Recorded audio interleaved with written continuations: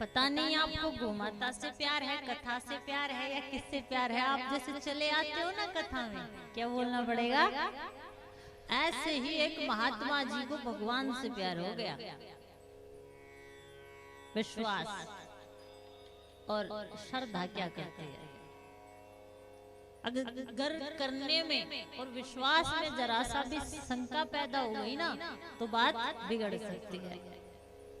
कथा का समय होते ही जैसे आप चले आते हो ना, कथा से प्यार है, ऐसे ही एक व्यक्ति को भगवान से प्यार हो गया। सब कुछ छोड़कर जंगल में जाके भगवान की एक अपनी एक कुटिया बना ली, उसी में भगवान की पूजा पाठ करने लगा। किसी से नहीं मिलता था।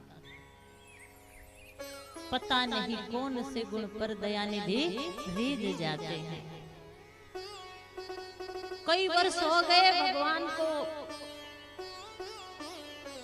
केवल और केवल वो भगवान को पाना चाहते हैं। एक दिन उस जंगल में एक शिकारी आया। आप सुन रहे हो ना, ध्यान से सुनिएगा। विश्वास के बगैर आप कुछ भी नहीं पा सकते। कर्म में अगर विश्वास नहीं होगा, श्रद्धा नहीं होगी, तो आप भगवान तो क्या किसी वस्तु को भी नहीं पा सकते। और विश्वास है तो तुरंत भगवान मिल सकते हैं। शिकारी जंगल में घुसते घुसते बाबा की कुटिया में घुस गया और उसने कहा, बाबा मैं तो यहाँ शिकार करने आता हूँ, तू यहाँ किस लिए आया है? तो बाबा ने कहा, मैं भी शिकार करने आया हूँ। अरे महात्मा जी, मेरे हाथ में तो धनुष है, तीर है, और आप तो यहाँ बैठे हो, वस्त्र भी नहीं डाले आपने, वृक्षों के केले के पत्तों की वो लंगोटी डाली है, आप किसका शिकार करने आए हैं? तो महात्मा कहते हैं कि मैं भगवान श्री कृष्ण का शिकार करने आया हूं। शिकारी ने कहा, ये कृष्ण कौन है, भगवान कौन है? और भगवान के रूप का बखान करते हुए बाबा कहते हैं, तिरछे तिरछे नैन है, टेढ़ी टेढ़ी चाल है, वंशी विभूषित करा नवनीर दाभात पीतांबरा, दरुण बिंब फला दरोष्टा, पूर्णेंदु सुंदर मुखा अरविंद नेत्र। ऐसे उसके नैन है, ऐसा उसका शरीर है, ऐसा सारे रूप का बखान करते करते बाबा जोर जोर से रोने लगते हैं और शिकारी से कहते हैं, मैं उसका शिकार करने आया हूँ। जोर जोर से रोने लगते हैं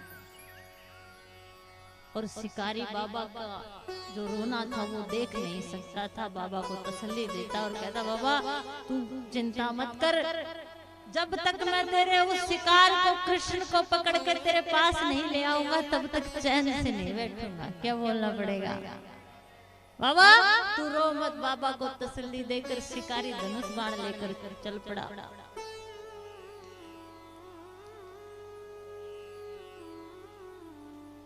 वो उसी छवि को, जैसी वेशभूषा रूप बाबा ने बनाया था, पूरे जंगल में ढूंढता रहा। एक वृक्ष के नीचे बैठ गया।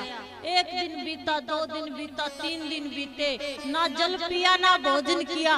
जब तक तुझको पकड़ नहीं लूंगा तब तक कुछ भी नहीं खाऊंगा।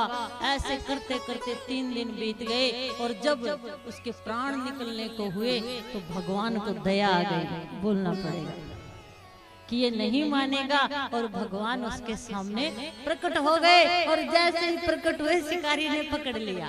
बोलना पड़ेगा। और बांध कर बाबा की कुटिया में लेके आते, ले बाबा यही तेरा शिकार है, मैंने तुझसे कहा था जब तक पकड़ कर ना लेके आऊंगा तब तक चैन से नहीं बैठूंगा, ले तेरा शिकार। बाबा ने सोचा, अरे जिसके लिए मैंने घर बार छोड़ दिया, सब कुछ छोड़ दिया, कई वर्षों से मैं यहाँ तपस्या कर रहा हूँ इसकी एक झलक पाने के लिए, और ये शिकारी उसे 3 दिन में ही पकड़ के ले आया। बोलना पड़ेगा महाराज, क्यों? क्योंकि बाबा तो सोचते थे कि मैं भक्ति करूं, आएगा नहीं आएगा, मिलेगा नहीं मिलेगा, लेकिन शिकारी ये अटूट विश्वास करके गया था कि जब तक नहीं आएगा तब तक मानो नहींगा। और इसीलिए अगर आपके कर्म में अटूट विश्वास है, अटूट श्रद्धा है, तो वस्तु तो क्या आप भगवान को भी पा सकते हो। क्या बोलना पड़ेगा?